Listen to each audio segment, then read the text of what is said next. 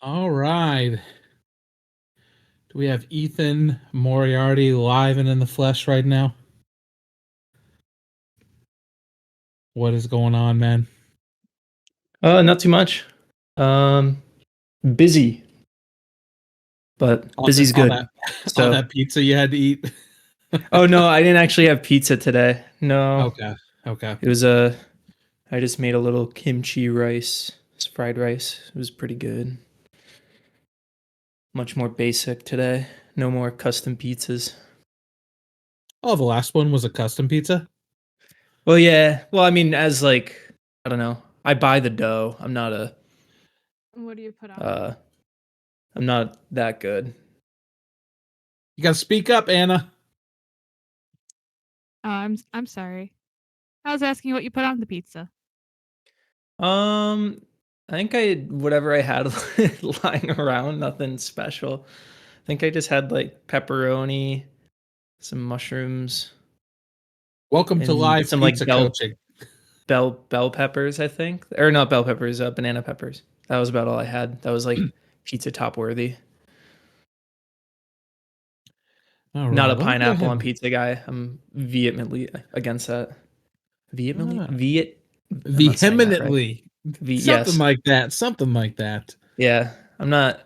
Sometimes I use big words and I flop fantastically. But Ethan, let me ask you real quick. How does mhm. my audio sound? Is the input volume a little high or does it sound okay? Because I turned it down a It little sounds bit from where it good. had been Sounds good previously. on my end. I also can manually adjust you too. So, Oh, ouch. All right, I'll keep that in mind. Make sure I don't get out of pocket. um, I don't want to be manually adjusted. Sounds yeah, no, painful. you're good. All I'll figure out. right. So these are going to be a little bit different than office hours. Welcome to group coaching, everyone, by the way. And these are definitely going to be more structured. We're always going to start off with a particular topic that we talk about. As you could, I imagine, tell by the title, this is going to be about chasecation preparation or really just storm chasing preparation in general. I noticed that a lot of questions that we get in the free office hours that we do each week, a lot of people are either new-ish chasers or brand new chasers who are wondering what they should do in terms of preparation, what kind of gear they should have, what kind of things they should expect when they're out on the road. Definitely the very practical side of things that a lot of people want to make sure they have down pat because let's face it, there's nothing worse than getting 2 or 3 hours into your trip. You're all excited, there's storms firing later in the evening in Oklahoma, and you've got another 6 hours ahead of you, and then you realize you forgot something at home or you don't have everything that you meant to bring. And so I thought Ethan would be a great person to talk about this with because every single year, I believe it's every single year, you and your brother go out for a grand chasecation out on the Yep. plains. And it's always fun to follow along on Twitter and watch the stuff on your YouTube channel June 1st after the fact when you are finally able to post all of that. And so I'm guessing you guys have to go through this very practical step by step list of things as you're getting ready to go out on the plains each year. And I thought maybe that would be a cool place to start and share some stuff with all of our viewers, our Chaser Academy subscribers. So Ethan, I'll just start out and we'll go high level. When you Mhm. are starting to plan a chasecation, what is the first thing that you start to think about? Is it the hotel? Are you looking at long range forecasts? You trying to get time off of work? I know the guy that runs the June 1st YouTube channel can be kind of an asshole, so you probably have to give at least 3 or 4 weeks notice for him to actually let you go. Yeah. Yeah, so I mean, I think yeah, at least how I will say like how it was before and for the majority of people like requesting time off. Uh I was at a place where I could take like a 2 week chunk of time. But the thing like the caveat was is that I had to do it like 2 months in advance in order to like basically like make sure everything was covered in that respect, like in terms of staff, like I mean, um making sure that like the projects that I was working on was covered. So no matter what, I was kind of boxed into a thing. But no matter what, like once I started getting closer to that date that we were departing, I would always kind of start peeking at, the long range stuff.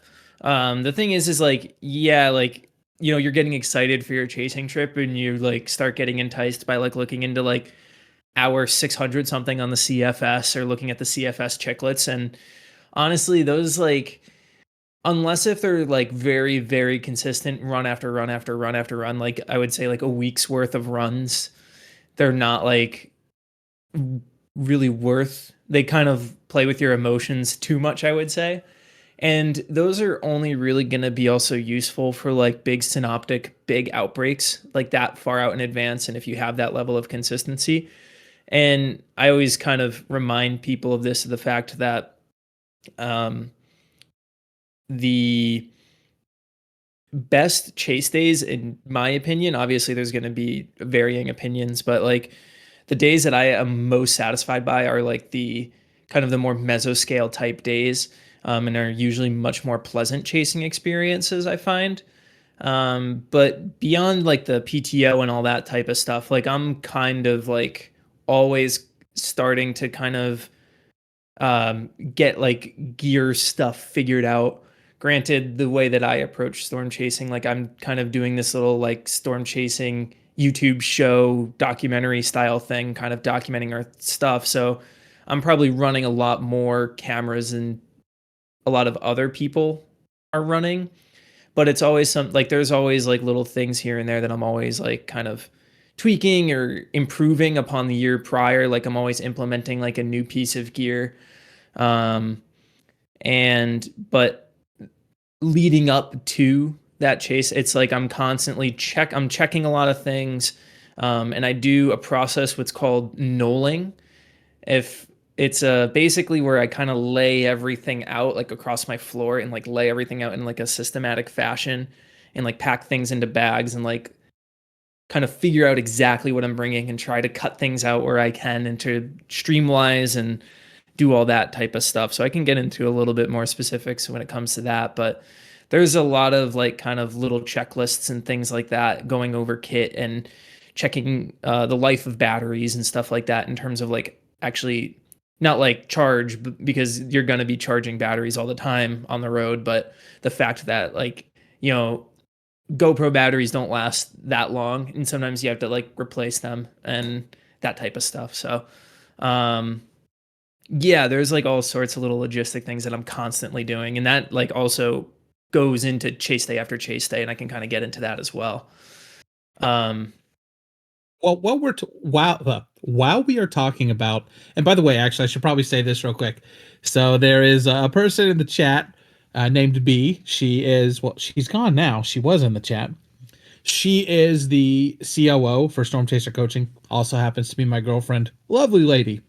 And she was telling me on our work chat, "You seem low energy. Pick it up." So I apologize to everybody if I'm not bringing my A game. I'm going to try to put a little more pizzazz into my step as I chat with all of you folks here. And Ethan, before we sort of start to nail down into the more granular stuff, I wanted to keep it at the planning phase. I know we've yeah. talked about the taking time off of work, but I know that there are like distinct phases where storms tend to happen. It's not always the case, right? You can Hmm. get a Dixie setup in June. You can have a plane setup in April. But if people are looking for their best shot for maybe the type of chasing that suits their style or maybe their experience level, Mm. which sort of batches or like pockets of months or chase seasons should they be targeting?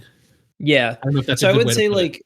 like a good like traditional chasecation, if we want to start there. Kind of Great Plains. You're looking for your climatological peak. There's kind of pros and cons to that in the sense of like, that's when most people are going to be out there just because of the fact that, climatologically, you're gonna like that's when you're gonna see tornadoes more than likely out of any other point in the year in that general vicinity of the country. And that's, your May into early June time frame. You can kind of broaden that out a little bit per se, but kind of know that the fringes, like you could be dealing more with problematic patterns. Earlier spring, for example, you might be dealing with moisture issues, Whereas kind of later in the season, you could be running into more kinematic or, upper level, your jet stream type issues. So those are kind of like what you're going to be battling on either ends of the spectrum. So planning around, like if you want to do like a vacation style trip in the Great Plains, which is traditionally like the most pleasant chasing experience.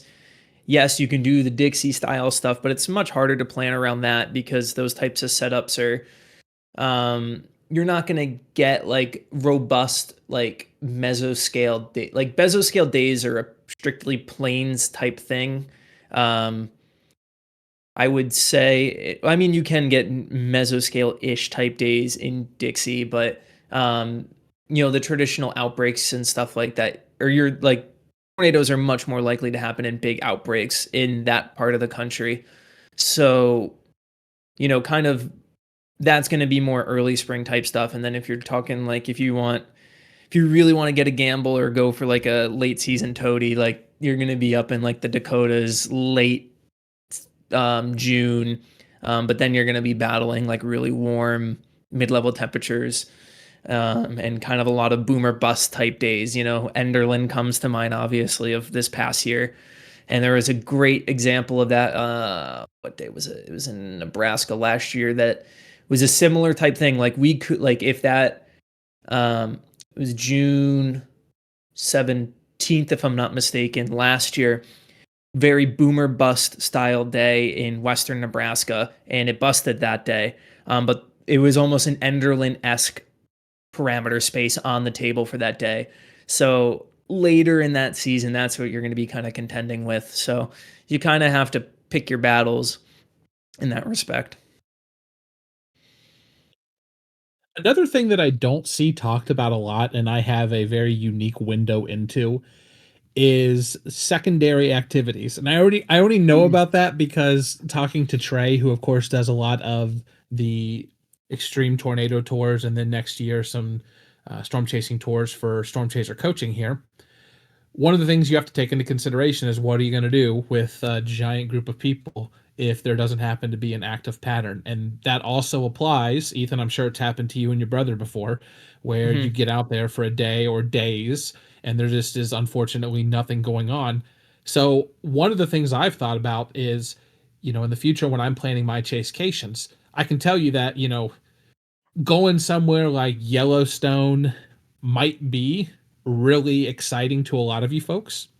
And if that's the case, maybe you do want to target those later season dates because then you'll just naturally be lingering more towards the north side, or maybe you can pop over to Yellowstone for a day or two if it's not that active, versus if you are down in like central Texas, it's going to be really hard to justify driving all that way up to Montana, Wyoming for a Yeah. day or two and then popping all the way back down to Oklahoma or Texas. And for me, Yeah.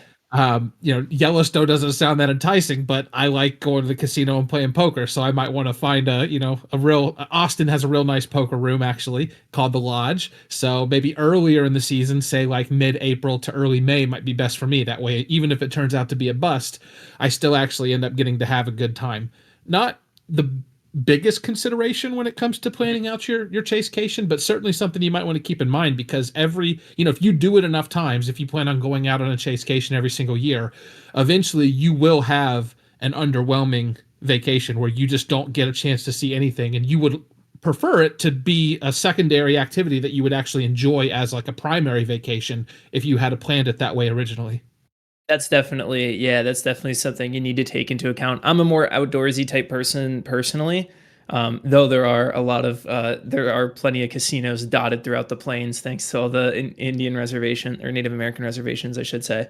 Um, but the other thing is like, there's like little holes, like cool little.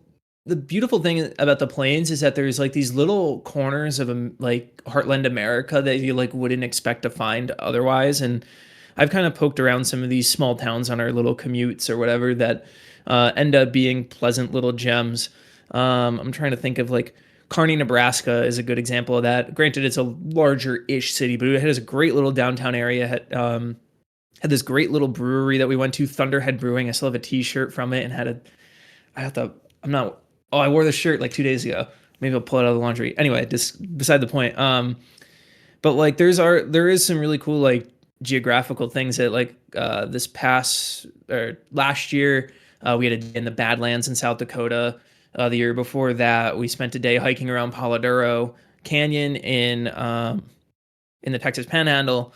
So there's, you can find things to do and or just go exploring. And, yes, the plains like notoriously a barren area of the country, but you'd be surprised by the little things and gems you can find. One time I found a missile silo, like waiting for storm initiation. That was pretty cool, but I don't know if That's I was supposed to be poking insane. around there. Yeah, I was gonna say you're gonna get disappeared real quick. People are gonna Yeah, assume you just got yeah, hit by the tornado. yeah. Yeah, that's the other thing too, is right. Like once you see where the pattern is going to be, then you can start to nail down. Okay, like here are some different cool things along the Hmm. way. And one of the nice things now is with something like ChatGPT, you can just go in there and tell it, I'm going to be in this area. Can you give me a list of like 25 Yeah. interesting places to visit, and it'll spit them right out for you. Yeah, exactly. Like an advanced query of search. Yep, exactly. Okay, so that's like the broad getting your dates on the calendar type discussion. Let's start to get down into more of the nitty gritty stuff. And I know one of them that gets often overlooked is the sleeping arrangement. Some Mm. people have the money to go to a hotel, some people would prefer to sleep in their vehicle. Then there's the logistics of, what's the best way to grab a shower, truck stops, Planet Fitnesses, all that sort of jazz. What are some things that people should keep in mind with that? Yeah, so I've kind of done it all. And when I Chasecation with my brother, just because of the logistics of Connor's enormity. I mean that he's not like he does. He's a tall lad.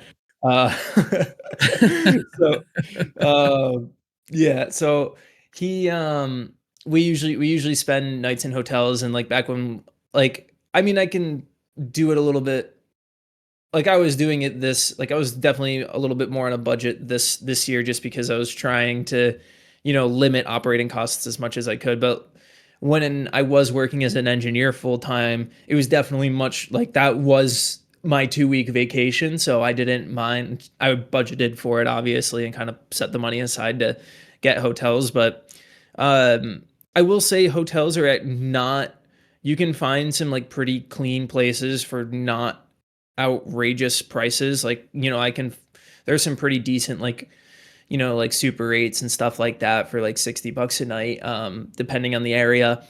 You just have to be mindful of like you kind of have to like book, I would say, like while you're chasing, you have to kind of look quick and kind of plan ahead. So like usually the way that we kind of go about it is um we don't really quite know where we're going to be until like the chase is actually happening. We're chasing or whatever, and then we kind of have an idea of where we need to be the next day.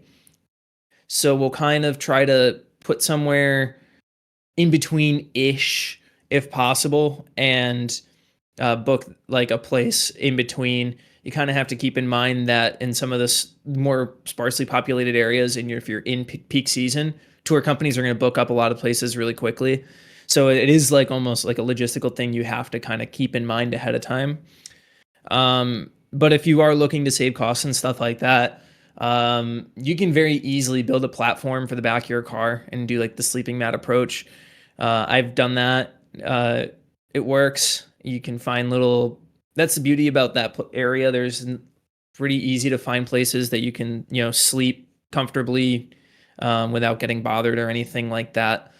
Um, then like showering situation, I just kind of took advantage of Love's showers. I think they were like $12 or something like that for a shower, which I mean beats a $70 hotel or anything like that. So I didn't mind paying that to feel clean again. And Love's are pretty frequently dotted across the plains.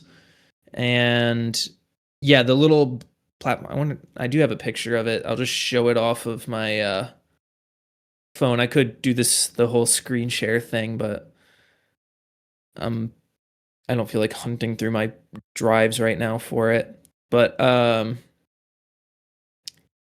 know Can yeah, here it is. definitely can definitely confirm as well. Loves are great. They do a really good job Yeah. taking care of their showers. So this Oh, is like the nice. back of my Subaru. Um, and I had like a little bed platform here, my Pelican case with all my gear there, a little carry-on case with my clothes in it. Um, and there was a little cargo net above that, if you can see, that had like I put like towels and like other odds and ends like above where my head was. So just a little extra storage, and yeah, you can kind of see it there. Yeah. So You ever use Planet Fitness? I don't use Planet Fitness. Or I haven't used Planet Fitness, but I know like I think chasers like Ryan Scholl, he uses like the Planet Fitness membership for showers and stuff like that. And a Yeah, it's couple other nice guys as because well.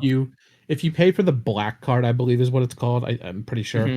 it's like $25 a month, but you get unlimited access to all Planet Fitness in the US. So if you do plan on being out and about and using those different showers, $25 for the black card is definitely what you want to go for. I will say this: Planet Fitness, definitely hit or miss. I don't know if they're franchised or if they just don't have as much oversight from the corporate office in certain locations, but you can definitely find some where you can tell they get a lot of TLC.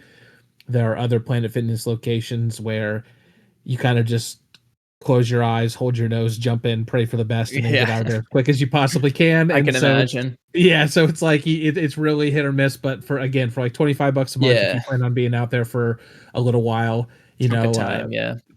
here in Columbus, the Love Showers I think are like $18 a pop. $12 actually sounds really good, and that kind of tracks with things being less expensive out in Hmm. middle, more rural America.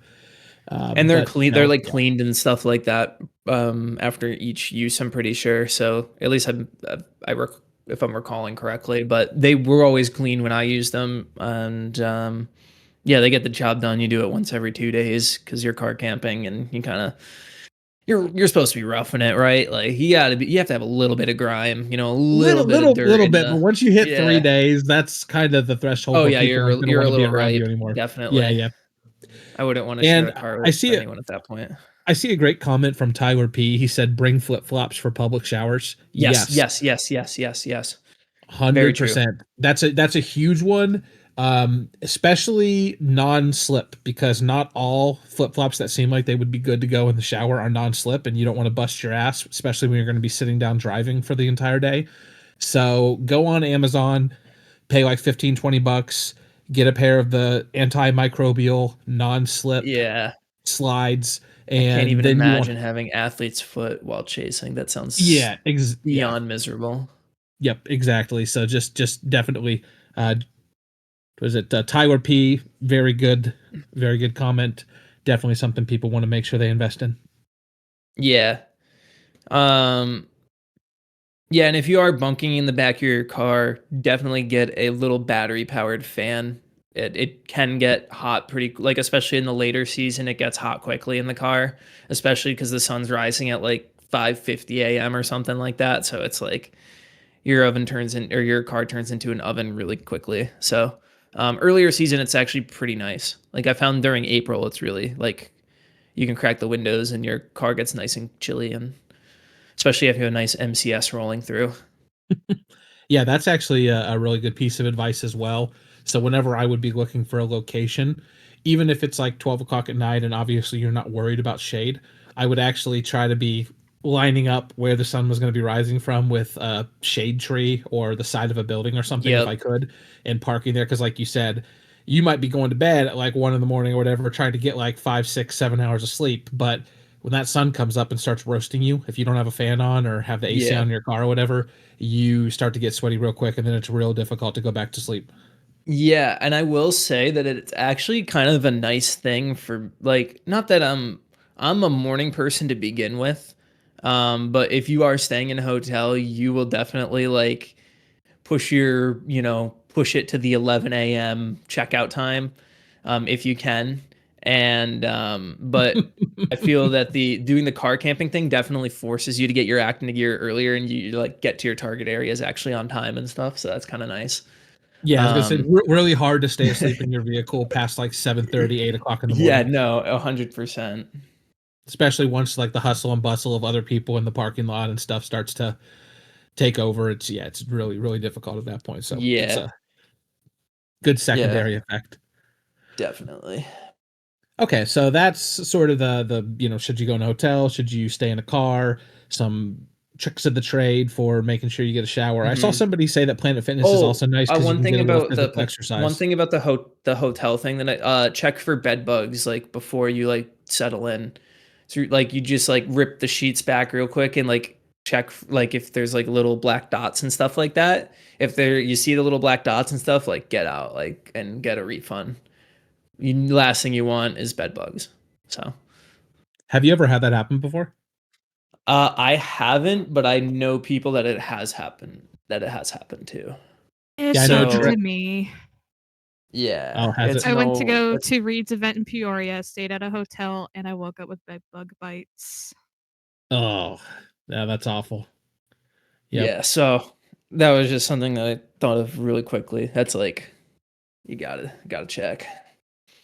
yep, Last thing you want is absolutely. like yeah, and then it gets in your stuff, and then like you gotta like if you bring them home, like God forbid you like have to fumigate your home and like chuck clothes and stuff or do some crazy hazmat type stuff. I don't even want to know. I just know it's a nightmare after you get them. Yeah, that actually happened to my biological father back when I was in high school. He bought a couch from a Goodwill. And yeah, he thought, "Oh, this is really nice. It looks great and everything." And nope, it had a bed bug infestation, and so he had to actually basically like quarantine his entire apartment for 2 weeks and just multiple rounds of treatment. Like that's all he did when he got home from work. Yeah. Just from the Oh, time he got that's home from work till the time he went to bed was just like cleaning stuff all over yeah, again. And that's yeah, miserable. yep. Yeah. So glad I brought it up. Yep, very, very good point as well. All Yeah. right, let's get into another thing that's super important, which is sustenance while you are out on the road. This is Mm, something where I think storm chasers are terrible generally at. deficient. Yeah, they're terrible at, and for a 2 or 3 day excursion, it's not the worst thing in the world to eat Casey's breakfast pizza every single day for every single meal. But once you get into like the week, potentially even like 2 week long chasecation, you are absolutely going to want to make sure that you're eating at least somewhat reasonable. Doesn't even have to be healthy, just like not destroying your gut Yeah, every for single day. sure. And so, what are some things that you have found that make it easier for you when you're out on the road to not basically to destroy your intestines? Yeah. So what I like obvious like the easy end like I mean obviously like you're not going to be like you have to like it's not like you're going to be able to carry like fresh produce really often. You can, but it's going to obviously expire pretty quickly cuz you're not like unless if you are running like a cigarette lighter refrigerator, then kudos on you. I actually know Connor Croft does that. He actually he brings like a lot of like groceries with him and he has a hot plate that he brings into a hotel and he like actually like makes food on the road so he doesn't eat out. And I was like, actually that's like a great idea. It's like definitely effort, like extra effort you have to put in, but I mean that's the type of sacrifice if you're losing an hour of sleep to have a good meal. Maybe that's the trade-off that you want to not have like diarrhea on days on end or anything like that. So sorry to be graphic, but like No, listen, it happens to everybody at some point when you're storm chasing I'm gonna because tell you, a yeah. confidential story for the good people here at Storm Chaser Coaching membership. The day of the Grady Mothership Supercell Structure of the Year 2023, Connor and I had Dairy Queen that afternoon. And they accidentally got like the steak strip basket instead of the chicken tender basket because we were in a pinch. And needless to say, I trusted a fart, didn't go well, and I'm on the side of the road as this supercell's developing, and I'm like pants off, using Dunkin' Donut napkins from the side of the car, just like burying them in the dirt, like just like humiliated. The door, like doing the thing where you have both doors open, so you're kind of making your own little stall. And then of course the moment that like I think I'm good to like turn the corner or whatever, tour vans are ripping by me and I'm like, "Oh my god, like thank God my YouTube channel wasn't any bigger than what it was back then.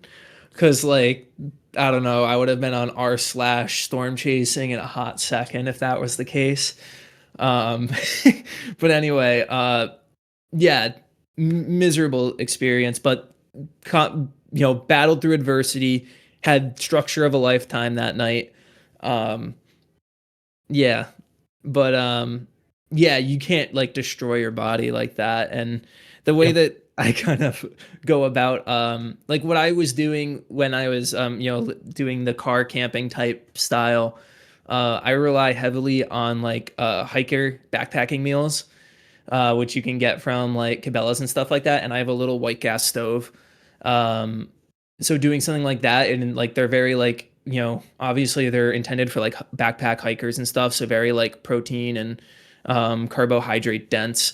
So you can kind of get like the energy that you need for the next day. And like I would only like, because sometimes, I would end up skipping like lunch and stuff like that, depending on the type of day that I was having, and kind of, making that after the fact. So that's kind of like a DIY approach that you can do. Or if you are like doing like the more vacation style, you are stopping at places like, obviously you got to mix in a salad here and there, and you can't just be in the greasy stuff here on here out, because at the same time too, like the stuff that you put into your body, like that's obviously going to affect your mental performance. And they're like, I know I'm making clearer decisions when I'm properly eating and stuff like that. Like I definitely feel the difference, that's for sure. And I'll I'm tell you always what. I was gonna say real quick. You're what, Ethan? Like late 20s, yeah, I'm 26. 26. Okay, mid 20s. Yeah, I'm 39, and I can 100% say like I don't know when the threshold was crossed, but you get to a certain point where like you start to feel every single meal. If that makes Hmm. sense, like more than you when No, you were I younger. When you were younger, it was like garbage in and excellence oh out. yeah, You get a little yeah, older, and it's exactly. just like all of a sudden, like you know what? I can't really remember how to do long division anymore. I'm gonna have to wait until the morning to do this stuff. So, Yeah. like, No, that happened to like that's definitely like I've noticed it, at least in the past like maybe couple years. I don't know. Like I know college, I was just, my body was not at all a temple. But now I definitely like, but also I guess at the same time too, like um I kind of like I had also was playing hockey fairly competitively when I was in high school, so I kind of knew how to take care of my body early on. And um so in that respect, like it's always something that I've been like in tune with. Like I've been in tune with my body, if that makes sense. But the other thing is too that I do, like I like running. Like running's like my main form of exercise. So I will squeak out runs like when I can in the morning, especially if I'm staying at like a hotel. I'll I'll just get out and just get like a quick 2-3 miles in if I can, just to because you are sitting in a car like for predominantly most of the day, and the last thing I want is like my L5S1 to start barking at me. So um not that I have like back issues or anything, but like every you don't once in a while I definitely can feel a disc or two like starting to get angry Yeah, you if don't have to have back issues for storm chasing to take a toll on your back. Storm chasing is what causes the back issues if you yeah, don't already exactly. have I them. think it So was you, yeah. I think this someone that was talking about it earlier this year was Edgar O'Neill. Like I think he like really like he was taking like his body was getting beaten up from storm chasing, and he had to kind of dial it back, and that's why he kind of stepped back from chasing with Timmer for a bit. Just because like it like his back was getting beat up by I think that's what the case was. I don't want to take his words out of context if that's the case, but it like either way it rings true. Like you have to like you do have to take care of your body, and naturally what storm chasing is so completely unnatural. Like you're probably sitting more than even if you're doing like an a office job, for example. So you just have to be kind of doing the right things and treating your body correctly to have Assuming I'm not maximum wedge performance. assuming I'm not pressed for time, I kind of have a loose rule where I won't drive for more than 2 hours without stopping to like walk around for 5 minutes.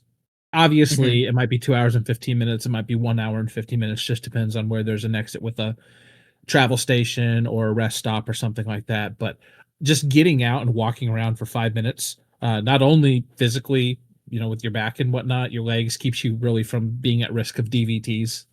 Blood clots are Mhm. another big one that you do have Yep. to worry about at some point.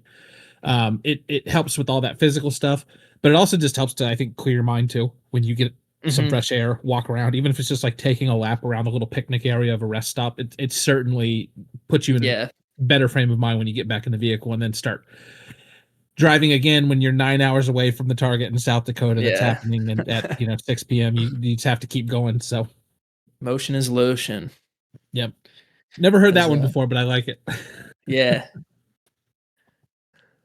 B coming in clutch. She says nuts, granola, dried fruit, long-lasting fruits like Yeah. apples and peaches are great for energy and kind to your gastrointestinal tract. So Yeah, definitely for like yeah, the snacky types like for snacky type stuff, try not to have too much garbage. I do have like I will say like my one like big cheat thing that I like to like my guilty pleasure thing while chasing storm chasing is I'll bring Pop Tarts sometimes for breakfast.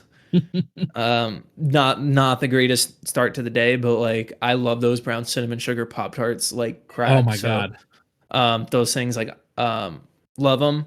And then the other thing, like I'm not a soda drinker, but I will get like a McDonald's Coke every once in a while. Like that's like that also hits. That's kind of like my Let's talk brown uh, Pop Tarts for a second because you just touched on one of my favorite junk I'm foods. sorry, I'm getting like I think someone's trying to get into my apartment and they don't have keys that they need.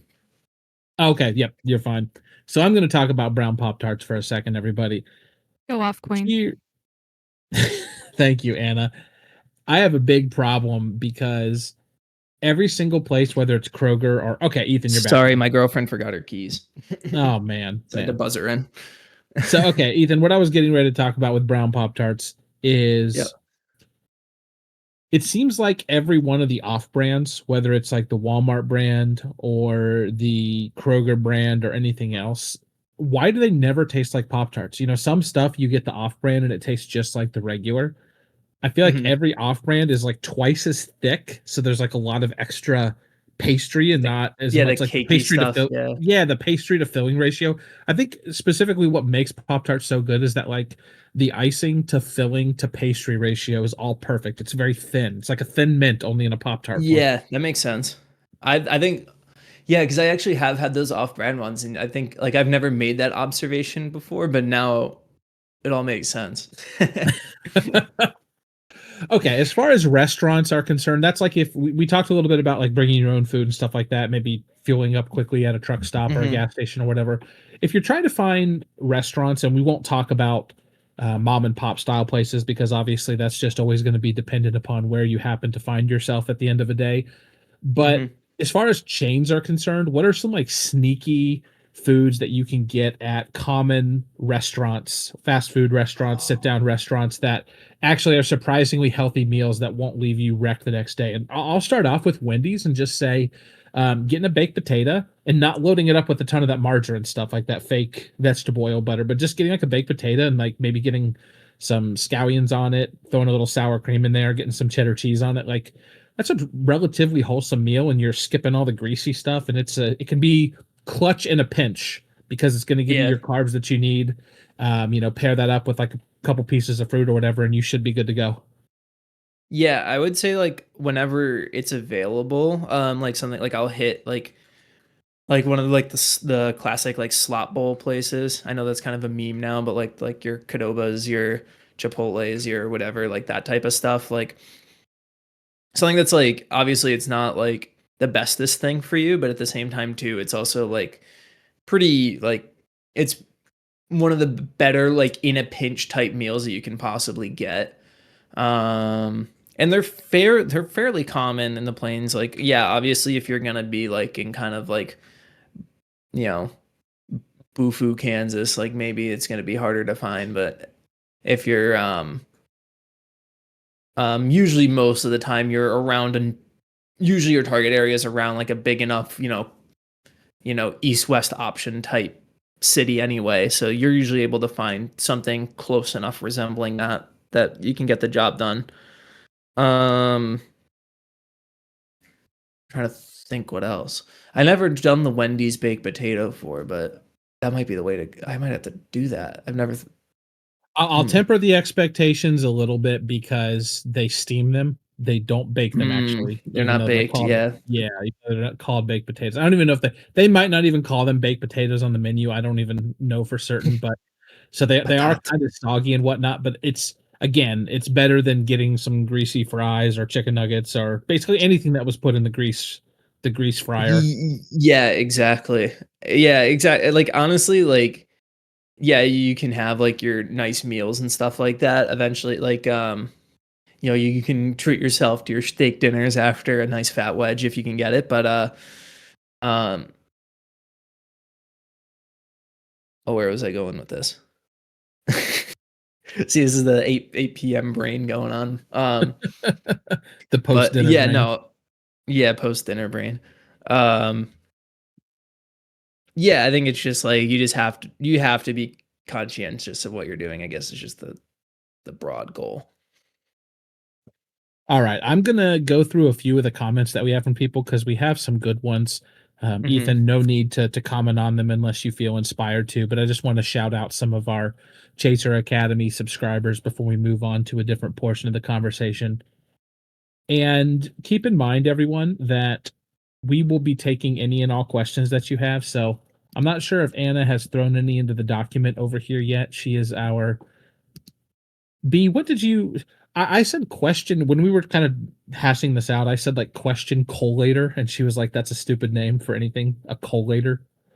Um, I think Melissa, uh, I think I'm just called the coordinator. well, I think she said the audience coordinator, which Yeah, I was yeah, like, yeah. "Yeah, that's a much better name, audience coordinator." So, Yeah, audience no coordinator. questions Have so far. Am I really led to believe there's been no questions so far? Okay. Just very basic ones that people are asking in the chat and everyone answering in the chat. Okay. Well, if you see any good comments, throw those too so we can read them out. Give people shout outs because there's been some great comments, by the way, so far. I'm loving the Kazaki. food discourse. Yeah, Kazaki. I like this right here. He says, I have to be conscientious eating wise. I'm 31, but with pre-diabetes and a fatty liver, I got to watch what I eat more. So, yeah, that's if you have any sort of pre existing condition, it's definitely worth taking some time to plan ahead because, again, those bad meals can sneak up on you and Yeah, all of a sudden you're on the side of the road and Ethan already That's went why I down that always say path you and can just yeah, I can say that. Like, there's like, I love storm chasing, but I don't like. I don't. It's like there's probably no hobby that's maybe worse to your health than storm chasing. I mean, there yeah, it's probably is, awful. but like, oh, off the top of my head, it's like usually most hobbies are actually like pretty good for your body, or like Yeah. storm chasing somehow destroys both your wallet and your body simultaneously. Where usually it's usually just your wallet anyway. It is Yeah, I quite always say the when it comes to tummy hurting while chasing, uh, there's always cheap Chinese places nearby. Get plain rice, yeah, but that stuff is soothe the like stomach. isn't like everything at a Chinese place, don't they just like bathe that stuff in peanut oil? No, you can ask for plain rice. Okay. It's just Just plain plain. rice. Throw some And spice also in there. keep bananas on you in your car. Bananas. All Nanas. right. Yeah, Andy, you said you're at risk for DVT. I've had one in the past as well, so I can confirm that like it's always in the back of my mind whenever I'm sitting down for a long period of time that I need to If get up we and if we chase together, I have blood thinning injections. So yeah, that's perfect. I'm gonna chase with Anna and she's gonna shoot me up. Appreciate that. Go from talking about Pop Tarts to sharing needles. That's awesome. Don't get cut by All right. blown out windshields at that point. Yeah. I missed the Fruit Loop Pop Tarts collaboration. Yeah, that sounds pretty those boss. were so good. I probably gained 30 pounds from eating those alone in college. Okay, Ethan, let's talk about some clothing considerations. Mm. Obviously, when you are out on the road, there is limited availability to wash your clothing. If you stay at a hotel, obviously that goes up a little bit. But how have you handled the situation of not wanting to be a princess who brings two suitcases full of clothes, but also wanting to make sure you're not wearing something that, smells awful because it's the fifth day in a row? Yeah. So something that, like that you have to like I'm pretty conscientious about, at least with clothing, like yeah, I like bringing like different types of things and all that. I like a lot of storm chasers don't, but I don't care how hot it is. I am always wearing pants, wool socks, and boots. Um, Particularly because I'm always like running to fence lines and like setting up tripods and stuff like that. Got to keep in mind plenty of different types of venomous snakes. Haven't seen too many, but if you've watched a Pecos Hank video, you've seen the snakes. And cacti. Cacti are all along the road. We had an incident in with my brother where he had a cactus stuck in his leg, and we had a giant southeast moving hail supercell bearing down on us. And I'm pulling it like I'm using like my car keys to peel a freaking cactus out of his leg. So we always wear pants now. I between jeans or like like camping, the Gore-Tex type material. Um and boot and like hiking boots or something like that, just something to cover your legs, especially if you're planning to be like running through the tall grasses and stuff like that alongside the road. Um but in terms of like kind of like I kind of bring my rule of thumb, this is just packing in general. In terms of like underwear, I always do um five five pairs plus one for every 5 days that I'm out there, if that makes sense. So it's like an emergency pair. So it's like if I'm going out for 5 days, I have 6 pairs. If I'm going out for 10 days, I have 12 pairs. I don't know if I'm describing like just like a weird like little system that I have for that. Socks and stuff like that, obviously, kind of have a rotation of that. And then usually pants, I'm able to kind of keep like a three or four pair rotation, just so I'm not. And then a t-shirt a day, and that's pretty much it. And then one sweatshirt and one rain jacket, and that's most of my apparel. Uh, What about toiletries? So ooh, shampoos, deodorants and yeah, stuff like that. Yeah, so yeah, I just have like, the traditional like toiletry kit and like the travel sizes and all like well, I mean actually I'll bring the full size stuff usually with me just because I'm not flying out, but if you're flying, obviously TSA type stuff you got to keep in mind if you're doing only a carry-on. What else? What else? What else? What else? Um the showers handles obviously. Um Yeah, and always keep like I definitely will bring like a couple pairs of shoes because your boots will get muddy storm chasing, and you're always having to like bang them out. Um, Having the rubber floor liners in your car is great. Oh yeah, and like like wipes and stuff like that. I just saw that pop up on the thing. So many wet wipes. Yeah, wet wipes, Yeah, wet diaper wipes, wipes, and you're gonna have just like camera yeah. wipes and stuff like that too, assuming if you're doing the photography type stuff. What else? What else? What else? What else? I'm pretty low maintenance. I think I that have needs to be sunscreen, everybody's. sunscreen, sunscreen, Yeah. sunscreen, sunscreen. I got really badly sunburnt this year in my first trip of the season in the Bucky's parking lot. I got so sunburnt. I have a and like I was like peeling for weeks after that, and I was miserable trying to sleep some of the nights. Hmm. I had a good picture of that. I gotta find it. Oh, I might have offloaded it. Yeah, that's the hat right there that Anna just dropped into chat. So I know it's the opposite because the camera reverses it, but it is a nifty looking retro style hat. If anybody wants Camera to is only grab one of reversed those. on your end. We can see it normally. Oh, okay. Good to know. Good to know. So we Thank can you, see Anna. the hat in its full glory here. It is. It's a really cool Can't hat. find I my love it. can't find my Out of sunburn picture. out of all the Storm Chaser coaching logos, I think this one is my favorite. Plug.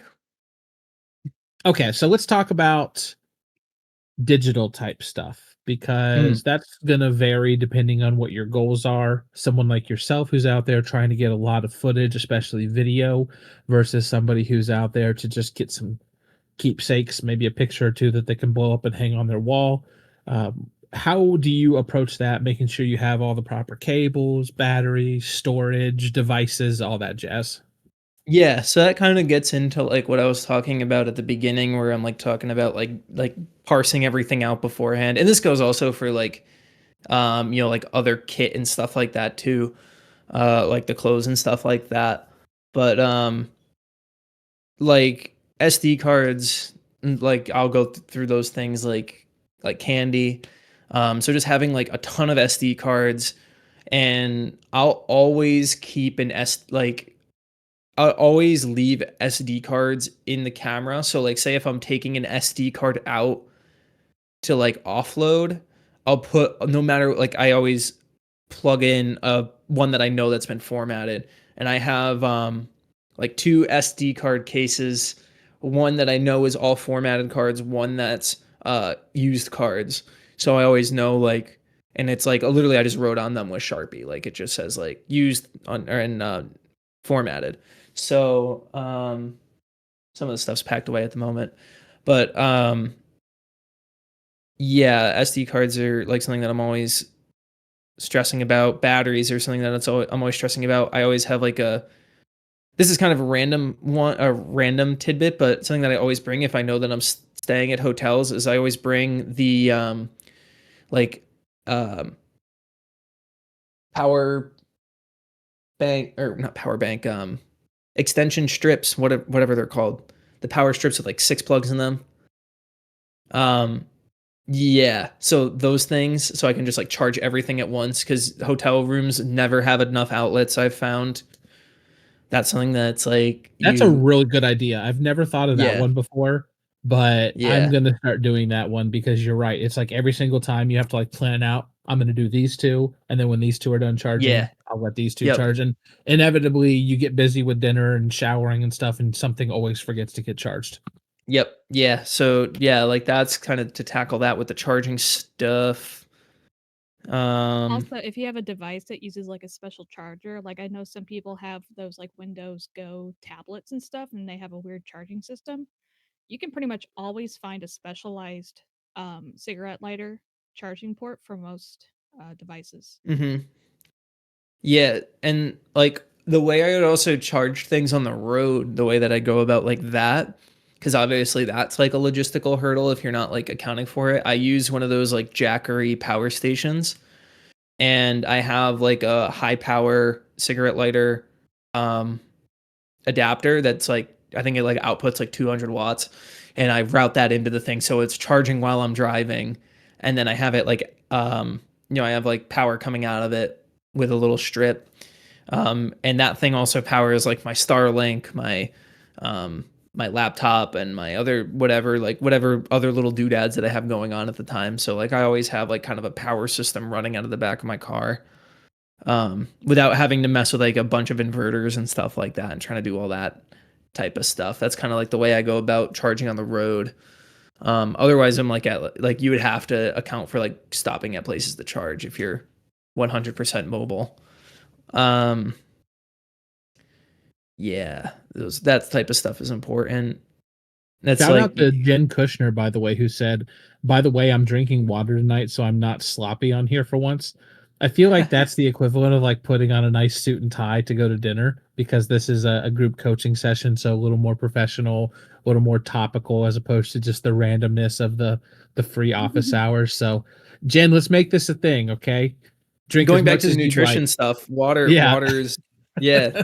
Like I'm always like I've had this hydro flask for years, and it's like I'm constantly crushing water, and every time I stop for whatever, I'll raid the soda thing for water on the inside because like they don't charge for water, obviously. So I'm always What's refilling my also water, and I what's also also bring helpful like too is a tote of water with me too. yeah, and what's also really helpful is I found just buying those electrolyte packets that you can dump into a bottle of Mm-hmm. water, as Mm-hmm. opposed to needing to go buy Gatorade, which can get expensive. And also, if you're not getting the 0 calorie, those quick sugars can give you the burst of energy, but then you're going to want to go to sleep like an Yeah, hour then you later once that crash. sugar. Yeah. So those little electrolyte packets are super nice because you just dump Mm-hmm. them into water. They generally taste good, and um, you know Electrolytes are the other half of water. A lot of people don't consider them, but you're not really getting everything you can out of your water, I guess would be a good way to put it, if you don't have some electrolytes mixed in there. It's super Yeah, be a important for hydro chasing homie. and staying like properly hydrated. Yes, properly hydrated, Anna. That is a good way to put it. So, Yeah, no fun to be dehydrated. yep, exactly. I wanted to show off Okay, my so for chasing real quick, if that's okay. what was that, Anna? Oh, I got a new dash cam and I wanted to show it off because it's a nice little cheap one. Yeah, go for it. Just got. I'm gonna tell you the same thing I tell my daughter though. Project your voice. You got to speak up there. It's not a great microphone. Okay, that's better. That's better.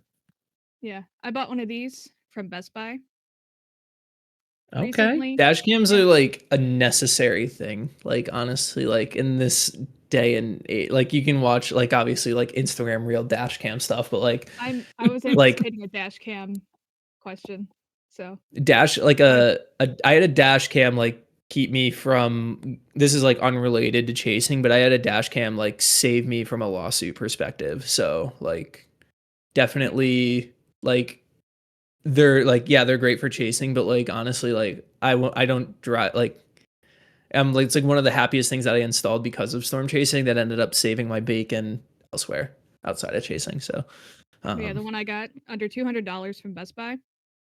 You can get it Okay. wired at Geek Squad.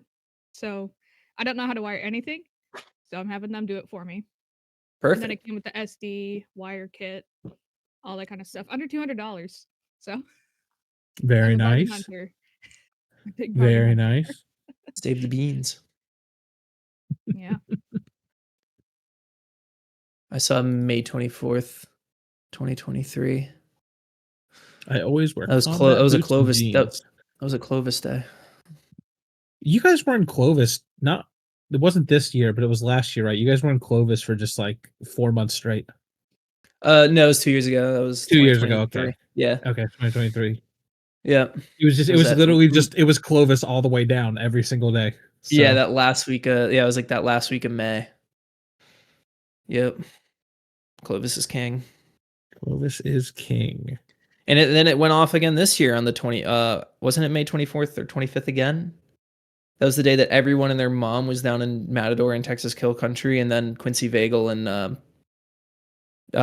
Anton Simon got the boundary collision from nowhere and got a beautiful tornado in Floyd, which is just outside of Clovis. That was a great Oh, day another thing that about I was the not there for. another thing about the dash cam, it's really good because it keeps you honest as well. So that way people can criticize you on social media when you run red lights. Just something to keep in mind. Yeah. Yeah, that's like I know like people like a lot of people talk about like like doing eventually getting into live streaming and stuff like that, but it's like honestly like I'm not that you should need a live stream to like keep you honest, but it's like yeah, just obey the traffic laws. It's not that hard. Well, apparently for some people it's hard, but um I always felt too like I understand the live streams serve a purpose when it comes to alerting the public, and that's where they mhm. can be really useful because they get you eyes on the ground, what's actually happening in the atmosphere versus a guy in a suit pointing at a screen with a bunch of pretty colors. I understand that, but from an entertainment perspective, streaming is obviously great, not arguing with that at all, but the storm chasing streams just don't strike me as like super entertaining just because the host, the person driving or at least who's chasing doesn't tend to have the most attention that they can devote to the chat in the first place. And Yeah. it's like 99% boring. Just I mean, storm chasing is inherently like 97% boring. It's mostly just driving and listening to music or Yep. talking to somebody, and then it's like 3% pure adrenaline. Yeah, And there is such an insane market for it though. It's like I know I don't get it. I don't it's not definitely not my cup of tea, and I dabbled in it just because I could this year. Um and it's like honestly like I'm not trying to grow it. I'm just kind of giving it as an option if people want to hop onto a June 1st stream, I guess. But it's like the making it work is difficult. And I have like a disclaimer running on mine where it says like I don't have access to chat, so like don't even bother asking me questions. Like it's a little Yeah, ticker that's that just runs across the thing. yeah, Like yeah. That's and what then I'm there's that's what I'm people saying. like Freddie McKinney, like he hired his friend to like literally be like his stream manager in the car. So like he's like reading stuff and like changing the camera angles so Freddie can focus fully on chasing. And I was like, man, that's like that makes sense. And it works for them obviously, and obviously they have a pretty serious operation going there at this point. So I understand why he went with that. Yeah, what you just described makes a lot of sense to me, where you have a dedicated person who's in the vehicle and that is their actual job. Because if not, it really just devolves into like I almost think it's like a like just having ambient background noise. A Yeah. lot of people turn it on the Yeah, same I way think they a might lot wanna of turn people on the news. definitely watch streams as like a passive thing. I've never been like a person to watch like streams religiously, at least like chasing or anything otherwise. I'll pop in for a few minutes um, for certain streams or whatever of creators that I like. But yeah, I mean, definitely an interest. It's definitely the like current content future of storm chasing right now. It seems. Well, yeah, and it seems too like a big part of making money off of streaming, right, is getting people to actually pay for super chats on YouTube or whatever the Hmm. equivalent is on Twitch, channel subs or whatever. And again, like you mentioned, really hard to do that. You even turned the chat off, which is kind of like, cutting yourself off at the knees from a financial perspective because, people are going to Well, be my paying chat's money to still talk to you. running. It's just that I can't see it. Like I'm just Well, that very yeah, that's what I fucked. mean. Like people Yeah, can't super yeah, chat you a question or anything like that yeah. while you're out there Hmm. chasing. So yeah, anyways, yeah, just something I was thinking about. I like how you described what Freddie and his team are doing, and so, anyways, that's a little off topic. Apologies for kind of going off into left field there, chat. But Yeah. I see we do have my grandmother did that on stream. I don't even want to know what that's about. Um, Some context is left better unfilled. yeah, I was gonna say like that sounds like it could be pretty dicey. Um, another thing that I was wondering about Ethan in regards Hmm. to um like chase days is how do you Hmm. handle projecting out into the future? Because this is something that I know that a lot of people have to take into consideration when they're doing storm chasing tours is if I do chase this seemingly better setup that's say 6 hours to my north, then I'm actually going to be out of position for the next like two setups that happen in subsequent Yeah. days. And like, do you ever have situations where you have to make a trade off and play perhaps a secondary or even a tertiary target because you don't think you would actually be able to make it work, or you just would be too tired, have to drive too much, Hmm. etc.? Yeah, so I would say that definitely like when you're solo, like at least or solo or in a tour setting, it's definitely much more difficult to kind of like that's something you like really have to kind of game plan for. And so the great thing about like some of those like mesoscale type days is that usually they're kind of in the same vicinity. So like you think of like Clovis Fest and it's like, oh sick, like I'm in the same hotel like 3 nights in a row. Like that's great. And like you can actually sleep in and not have to worry about like whatever. But like definitely when you start getting to like the longer distances, like I think we did a day this year that uh, actually we had some we had a couple gaps this year where we had a couple off days in between major setups. Um, at least on the my brother and I's Chasecation. But yeah, definitely like you have to be mindful about like kind of logistically planning ahead. So like when I do like the forecast for the day, I like anticipate like where the storms are, like where my chase is going to end that day, and then kind of being like, okay, like you look at like the day two, SPC forecast like super quickly, just kind of get an idea of like where the broad target areas are. And if there is like an area that might be enticing that's not like highlighted on the SPC risk, because obviously SPC risk does not equal chase forecast. So, there'll be like a marginal on a day two that I know will end up being at minimum a slight or even an enhanced. Like, there's a couple of days this year where that was the case. Like you think of like the June 5th day where like, yeah, like it was like unclear like where the actual areas were going to be of interest until like very much the night before. So it's like you kind of get these escalations and on those mesoscale type days the day of. So it's like you kind of have to have like just kind of like a little bit of spidey sense almost to kind of know what to look for like some of those more low key days, and kind of game planning your chasing around that. If you're fortunate enough to have like a chase partner, like what my brother and I would do sometimes is it's great in the sense that I'm a morning person, he's a night owl, where he'll do some driving at night, and then I get up at 4 a.m. and take over so he can sleep. Like if we're trying to push like hard for like a real far setup, we've done that before where we've done from like Minnesota to Oklahoma in a night. We've done New Mexico to Nebraska overnight. Like we've done some like pretty, I don't want to say like it would be irresponsible to do it if it was a solo driver for sure, just from a sleep deprivation standpoint. But we were able to pull it off just because of the way our sleep schedules worked out. And you also have to keep in mind too, like commuting at night is inherently risky on its own. You run into, obviously you run into like possible wildlife encounters. There's endless numbers of chasers that have totaled vehicles with deer. I mean, Aaron Rigsby totaled 2 vehicles in 1 year with deer.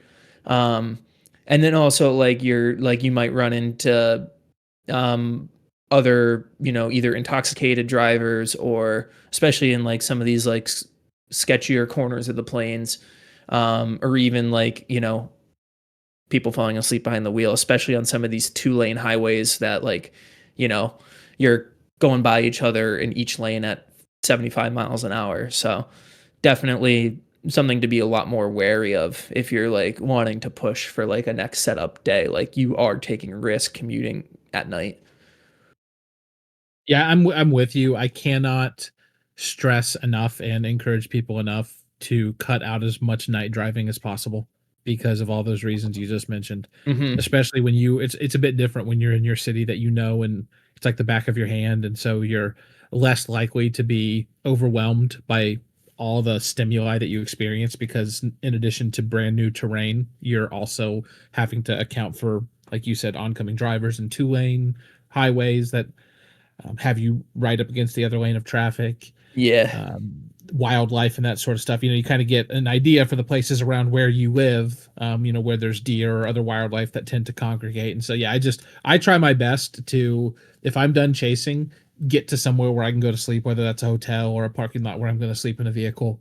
And like I would prefer to get up at the crack of dawn and start my drive at 5:36 in the morning Yeah. versus driving until 2 or 3 or 4 in the morning and then trying to sleep until 11 or noon. Yeah, I'm definitely much more in that camp myself just because I know like it's also a matter of like knowing yourself as well. Yes, there is going to be the inherent like I don't condone driving at night as well if you can avoid it, but it's like I know myself like I know my brain is mush after 11 p.m. So it's like I know that I want to go to sleep at that point.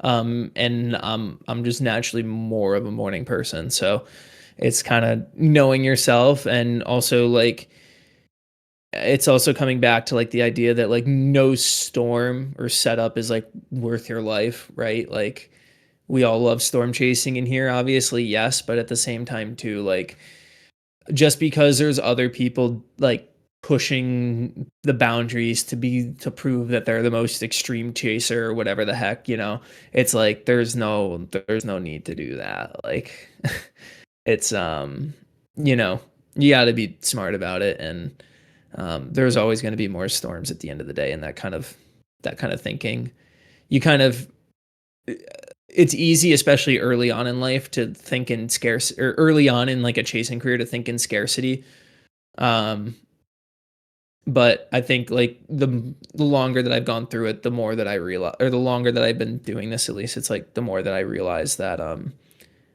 you can live to fight another day. Yeah, thankfully I had the experience of playing poker and doing a lot of trading markets to condition me well before I really started getting into storm chasing seriously, because you learn very quickly there's always another poker hand and there's always another trade to take. when one either Mhm. doesn't work out or you happen to miss it because you weren't paying attention for whatever reason. And so you FOMO quickly loses its hold on you once you kind of get into that mindset and you don't have to be there for everything.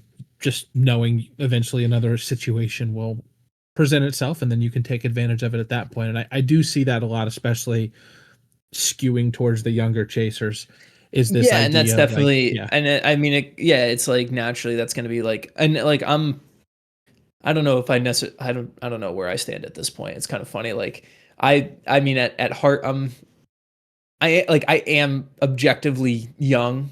Um, Granted, I started early in life in terms of chasing and stuff like that, but at the same time, like it's definitely like I definitely have noticed my mindset shift even within the past 4 years or so in terms of yeah, like um being able to like parse out like like um this isn't the end of the world. I don't need to see every single X, Y, and Z thing type of thing. So um and there's definitely like there's a lot of younger chasers right now that are like pushing to chase every setup. They want to go big or go home, and it's at the end of the day like long term is like is that really worth it? you get burnt Uh, out very quickly when yeah, you try to. you're gonna burn out. You're gonna like yeah physically burn out, but also like resource wise like drive your car into the ground, deplete your finances. And I know, Gabe, you've mentioned multiple times, like, don't go into debt for storm chasing. Like, that should sound like an obvious thing. Like, last thing you want is to be like a Caleb Hammer guest and be like, oh, like I put $20,000 on a credit card so I could chase 2025. Like, that's just Yeah. like, don't do that. Well, yeah, and the crazy thing about it is, and I understand that this is the way that our brains work, is that we have a survivor bias when we look at the people who are successful that did put $50,000 in credit card debt into storm That's chasing. true.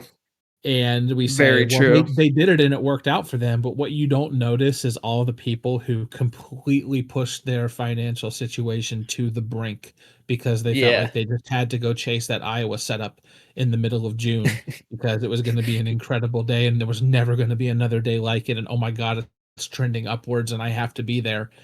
And you do that enough times, you take enough days off work, you blow out your bank account, you put enough miles on your vehicle, and eventually you don't have the ability to even go out at all.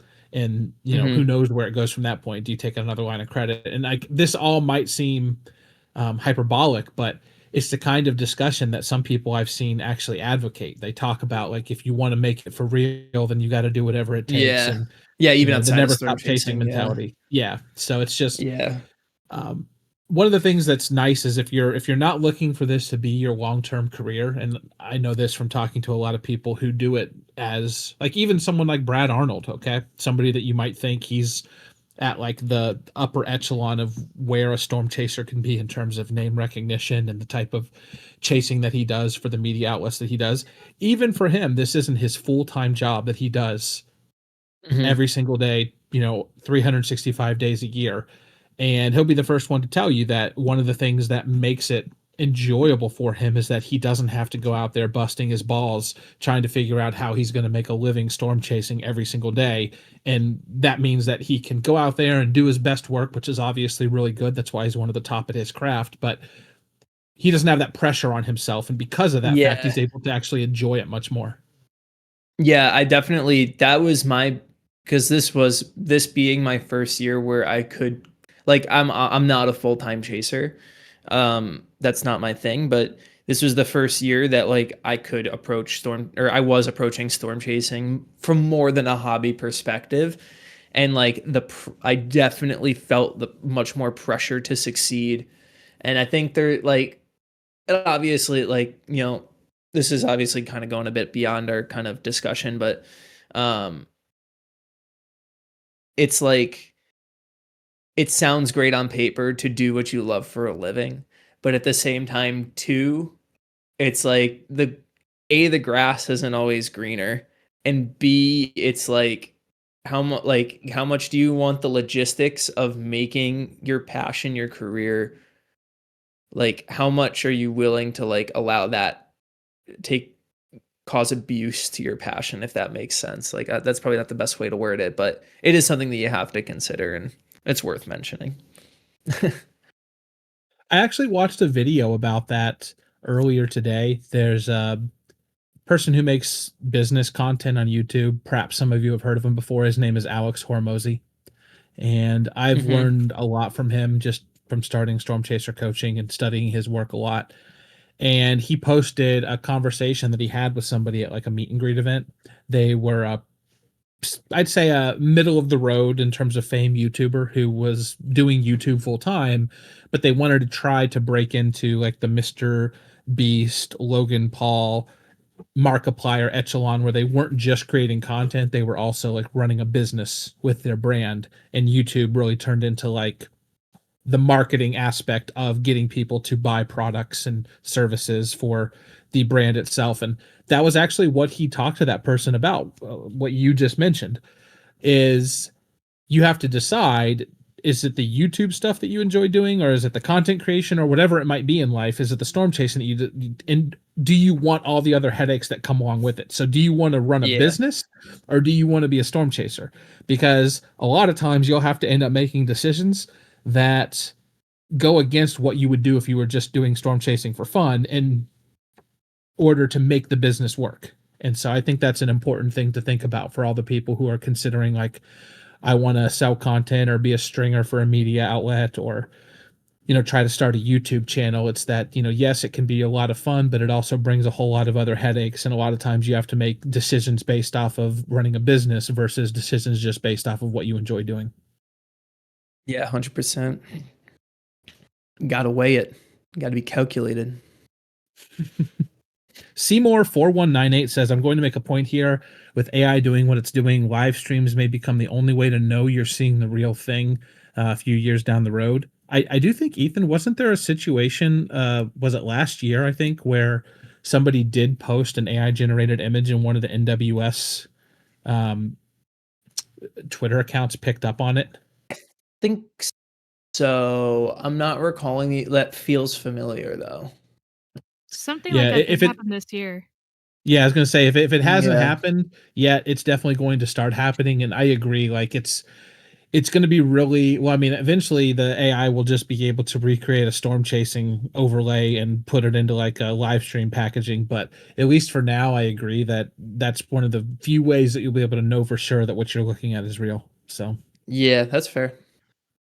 and even one of the things, Ethan, I don't know if you've seen anything about this, but a lot of the apps nowadays, like the camera app on your iPhone, unless you turn it off, it just automatically upscales your images. So, you don't Yeah. even need to actually go in there and edit them yourselves. It's like automatically doing that stuff, which is kind of crazy to me. Yeah, I know the Samsungs like do that with the moon. It like replaces like if you take like a full moon picture or whatever, it like replaces the moon that you're actually like seeing That's nuts. or something like yeah, it'll like digitally like cuz it knows it sees a moon and it like superimposes something. It's something like that. It's I have kind a of and it's been Samsung, doing I that for can several years. yeah, I have a Samsung, it definitely does do that. Huh. Yeah. So, Tyler um P says, if I lose internet, I try to up my situational awareness with the storm's behavior. If I don't have either, I'm hitting my escape route until I regain one or both. That's a very solid plan, I think, right there. yeah, I think you just got to like I mean visual like you have to visually understand a storm. Like you just have to like being able to pick out the key features and being able to recognize like oh okay like this is the parent like that's the main updraft region and being aware of even like like anti or meso anticyclones like those are important because like those anticyclonic tornadoes can catch you off guard um like that I would err on the line of like data's great, but I wouldn't necessarily be relying on those things after losing data, if that makes sense. If I interpreted what was being said the way you were saying it. or Well, the way yeah, that and I'm in. also Yeah. there's a lot of instances. I forget who it was that posted it. They actually did like a really nice blog breakdown of it showing exactly how much happened in a tornado warned storm that they were hit by between scans. So literally in like the 5 minutes from one scan to another, they had seemingly clear air basically turn into hook echo that hit them, Yep. and Yeah. they had no way of seeing it beforehand. And it's like if you are only relying on data, then that kind of stuff can happen, whereas at the very minimum you should have at least a minute or two to get out of the way if you are actually picking out storm features, because there's no way that you're going to miss a rear flank downdraft wrapping around the updraft base, and then watching the mesocyclone form as funnel cloud begins to descend or come up from the ground, depending on exactly which type of tornado genesis we're talking about. I don't want to start that debate here, but I think I would always and forever go with if I could have one or the other, ground um, radar truth or actually atmospheric truth. I'm always going to go with the atmospheric side of things. Yes, yes. I gotta get to the page. Where is it? Jen Kushner says, I want to chase for fun, not to make money from it, but I can see why people would try to monetize it. If I sold my craft stuff, I wouldn't enjoy it as a hobby anymore. Yeah, I think very well said, Jen. I think a lot of people have to go through that though before they realize that. And it's unfortunate because sometimes it can burn you out on the thing you enjoy, but it's definitely good to figure that out very quickly, as soon as possible, I would say, so that way you don't spend years trying to turn a hobby into a business, and then you can very easily end up resentful of the hobby itself when the business side doesn't work out, whereas if it had just remained a hobby, you would still be enjoying it to this day.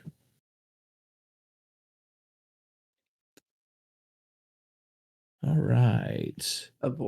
Avoid radar fixation. Bullet number 4. Avoid radar fixation, bullet number Or 4. bullet number 5. What are we looking at here? Oh, okay. This is Okay. the 10 bullets of chaser safety that I made for the video that avoid radar fixation Avoid radar and fixation. Did you make minimize those? task set.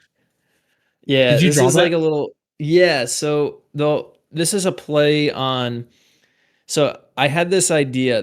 There's a New York artist, his name's Tom Sachs, and he does the way he's like does like very like crude industrialish type art, and he has these 10 like commandments for his studio, and it's like and they're called the 10 bullets. And I kind of spoof and like there's a video about the 10 bullets, and I spoofed it and did it like the 10 bullets of chaser safety. Because I had this idea on a run that I wanted to spoof it, and I turned it into my own thing um for storm chasing stuff. So that's kind of and that video is like one of the June 1st's biggest videos now. And I'm like, it's honestly one of like my proudest videos that I've ever made. Is that like a downloadable PDF? Yeah, I think I do. It is somewhere. Okay. This like it's like kind of abbreviated. The video goes into much more detail, but each like bullet has like, um, so like bullet number 8 here, mindful of mindset, and it's just like don't be too aggressive type stuff. Yeah, number 1, caution in the notch. Number 2, beware of deviant motions. Number 3, maintain situational awareness. Number 4, keep visibility. Number 5, avoid radar fixation. Number 6, minimize task saturation. Number 7, quality escape routes. Number 8, mindful of mindset. Number 9, the tornado is larger than it appears. And then number 10, evade debris entrapment. So those are the short The names that 10 I gave them bullets. all. The 10 bullets. So yeah, exactly. Uh, yeah, that video is over 1 million views now, which is pretty sweet. How did it feel getting your first video over 1 million views on your channel? That was pretty cool. I mean, it's like it feels great, right? But like it was like a thing. Like it's like I try not to. Um, I try not to like take goals like so. Like I try to be mindful of the journey. I don't know. I'm not working towards like a big milestone, if that makes sense, I guess. Mhm. Yeah, like I don't like yes, like do I want to hit like 100,000 subscribers, for example? Yes. But like that's not like what I'm working towards. If that like I try not to let those types of milestones be like the driving thing. Like it's cool when I hit them, but I try not to like make too much of like a thing out of it, if that makes any sense. I'm not sure if that does, but it's a metric. So then we have Okay. Tyler P saying, "Wait, if Gabe is Gabe, then who is the SEC account?" The man behind the curtain or woman behind the curtain is actually my girlfriend B. She is the CEO at Storm Chaser Coaching. I'm not sure why she logged into the SEC account instead of being herself. Maybe she wanted to be a little more official, but everybody say hello to B. She's Like hanging the out here. Spider-Man meme pointing at each other. All right, one last comment, and then our 90 minutes of service will officially be up. Kazaki asks, or rather just says, and I thought it was a pretty cool comment. I think it's good to not chase everything, to be honest. Just like everything, you can get burned out easily. The never stop chasing mentality is not about giving up on your passion. Not chasing everything is okay because taking care of yourself is number one priority. I think that's very well said, Kazaki. Wholesome. Indeed, very wholesome. And B with the All right, folks. Well, this was a lot of fun. Appreciate you joining us for the first group coaching session. This is going to be the same type of format that all of these loosely follow, which is we're going to have a predetermined topic. We're going to come in first half hour or so. We'll talk about that, maybe a little bit longer, open it up for questions. And then, as you can see tonight, the conversation tends to just drift where it drifts for the last half hour or so, which is always a lot of fun. You never quite know where it's going to head. But all of these are going to be recorded and then posted. And if you actually scroll on the left hand side, you'll see group coaching replays. We're going to run the transcript, and we're going to generate an AI transcript so that way we can then use ChatGPT to create um, timestamp chapters for the discussion. So if there's anything in particular that you would like to go back and listen to, hey, what did they say? What was that one thing they were talking about again, or whatever? You'll be able to see it. It'll be very neatly organized for you when we post it into the when No, we. I just sorry. Oh, go ahead, Ethan. No, I was just thinking like the story that I was telling earlier about the Clovis Oh mishap. God, Like that's just yeah. gonna be like I'm just the idea that that's gonna be living on like some GPT crunched server somewhere is just like this audio transcript of like me soiling my pants. But like I'm that's just actually gonna really be interested to see what the timestamp, what the chapter name is that they come up with for that. yeah. So I'll make sure I tag you when Yeah. when that happens.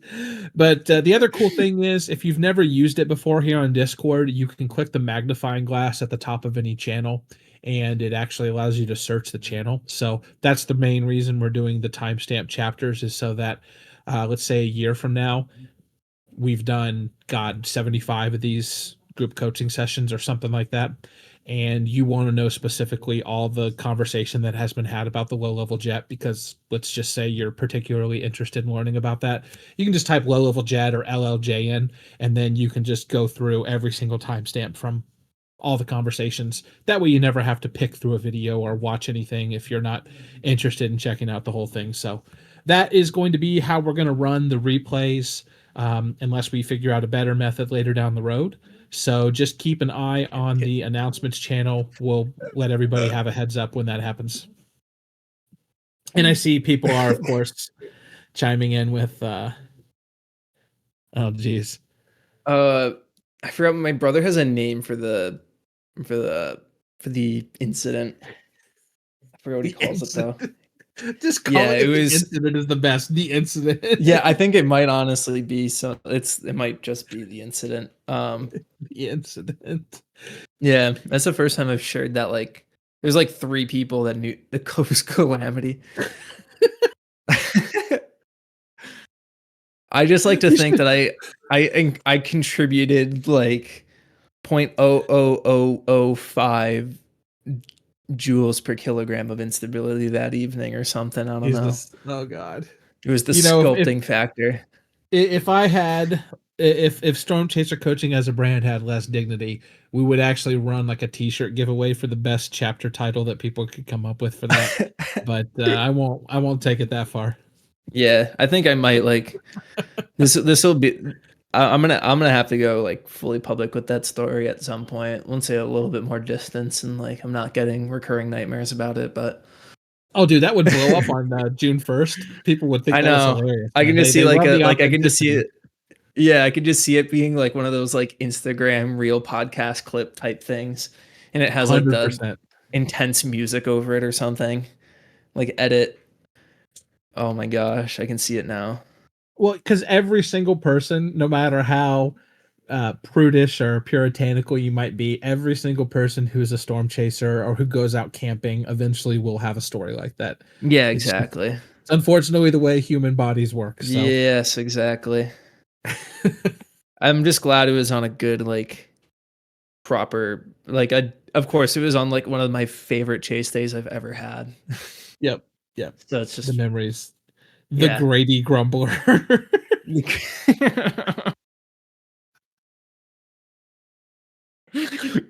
All right, folks. On that Oh, one, we will bid you farewell. There will be more of these scheduled great tomorrow. some great alliteration going on tonight. We have like the next month and a half worth of office hours and group coaching sessions already scheduled. We just haven't put them in the events tab yet because my slow self was creating all the various graphics for us to use on social media and the banners for the events tab. So those should be up tomorrow or Saturday. So just go ahead and click the events tab to see what's coming up in the future. And of course, we'll always send out the notifications on Discord and an email when we do have events coming up. Thank you all very much for joining us, and you have a wonderful evening. Au revoir.